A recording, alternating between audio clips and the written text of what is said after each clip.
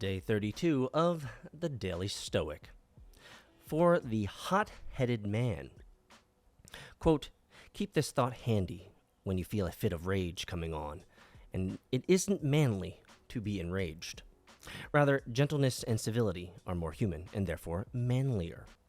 A real man doesn't give way to anger and discontent, and such a person has strength, courage, and endurance, unlike the angry and complaining. The nearer a man comes to a calm mind, the closer he is to strength. Marcus Aurelius, Meditations 11.18.5b. Why do athletes talk trash to each other? Why do they deliberately say offensive and nasty things to their competitors when the refs aren't looking, to provoke a reaction? Distracting and angering opponents is an easy way to knock them off their game. Try to remember that when you find yourself getting mad. Anger is not impressive or tough. It's a mistake. It's weakness. Depending on what you're doing, it might even be a trap that someone laid for you. Fans and opponents call boxer Joe Louis the, quote, ring robot, unquote, because he was utterly unemotional. His cold, calm demeanor was far more terrifying than any crazed look or emotional outburst would have been. Strength is the ability to maintain a hold of oneself. It's being the person who never gets mad, who cannot be rattled because they are in control of their passions rather than being controlled by their passions. Well, you might have noticed I was starting to chuckle there a little bit as I was reading today's daily Stoic words from Marcus Aurelius, and as well as the author here. Why do athletes talk trash to each other? Guys, I was one of the most ingenious trash talkers of all time. I don't care. I've seen trash talking from ESPN, Sports News. I've seen some amazing stuff. But guys, back in the 90s, okay? Back in the 90s, when I was playing soccer, right?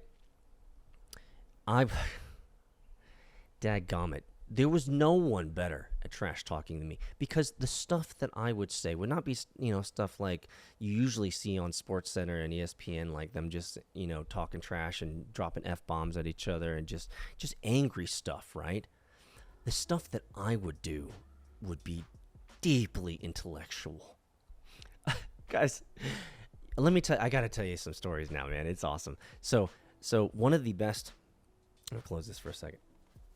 One of the best ways to get a guy off his game is right. Okay, so we're playing soccer, and if you guys play soccer, we're constantly tugging on each other. We're pulling on shorts, we're pulling on shirts, we're letting them know that we're there, right? And you're close enough, you could whisper stuff in people's ears. So you want to know the best way. So for anyone out there that's watching this, that you still play sports. So I don't play any sports anymore. I'm a racing dad, so my kid's flying out there, and he ain't got nobody to talk to. He just needs to do his job and perform. But if you play any team sports, let me tell you the best thing, okay? When you're tugging on the guys, when you're playing next to the guy, you're playing man-to-man or whatever, and you're right all up in his grill, okay? You whisper in his ear. You whisper stuff like, dang, man, I'm so sad. You're the ugliest person I've ever met.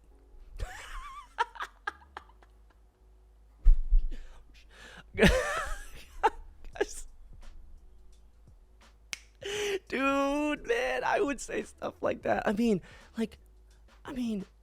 and I would say it with such sincerity. It's like, bro, I'm so sorry for you, man. Like, you're so fucking ugly. And just look at him in the face when he turns to you. Be like, what are you? And you're just like, guys. Oh man, guys. Trash talking on the field with me was a mental game. Oh, I loved the mental game because nothing I said was contextually relevant. Everything I said completely put their heads in a different world, right? You're talking about your mama jokes, your mama's out in the crowd, blah, blah, blah, but no, you go to the soul, right? You say stuff that is deeply offensive, but at the same time realistic. It's just anyway. I could go on. I am not a hot-headed man, so for me, I'm a prankster. I like I'm in Korean we would say a changnangkurogi. A changnangkurogi is like a messer, like a little devilish kid, not devilish kid, right? Just a messer, right? Golly, that's what I have in my son. My son is a messer. He's like he's the type of kid. It's like, hey, don't touch this, don't touch this. And guess what he's doing the next 2 seconds? He's touching it, right? But for the hot-headed man, let me say this. Because let's get to the heart of the matter here for those that are listening, because this is actually what matters. You cannot trust an angry man, period. You can't trust an angry man. Once a man blows up in front of you and loses his shit completely and says stuff that they will regret. They will say stuff that they want to take back. They have shown you their weakness. You can no longer trust this man. And the reason is because that man is not in control of his emotions. And so I learned this early on, and I have seen operators, investors, VCs. I've seen so many different type of men and women, mostly men, lose their shit. And when they lose it, the confidence that I had in them goes with it. It's not to say that there aren't things that happen that are deeply troubling, deeply upsetting, deeply offensive. And I think there are moments when a righteous anger, right, a righteous being offended in a righteous way, I guess, is appropriate. However, it is how you respond is what Marcus Aurelius is saying here. You can be offended, baby.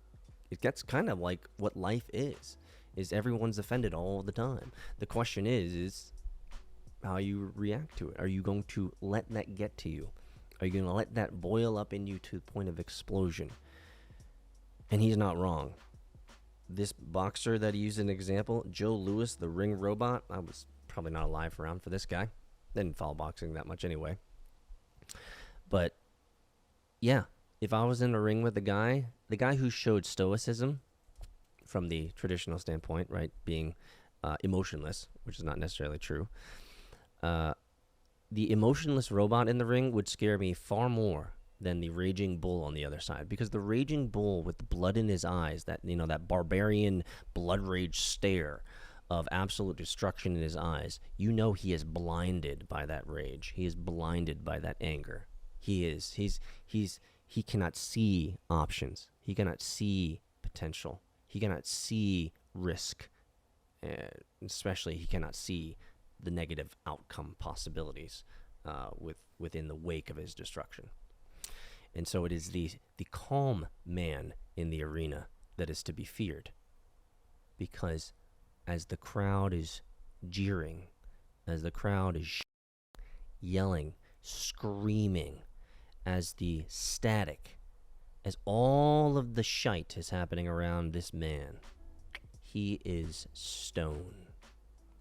He is calm. He's collected. He's calculated. For the hot-headed man, calm your shit. Don't let it out. Nobody needs to see it. See you guys in Discord, MetaFam.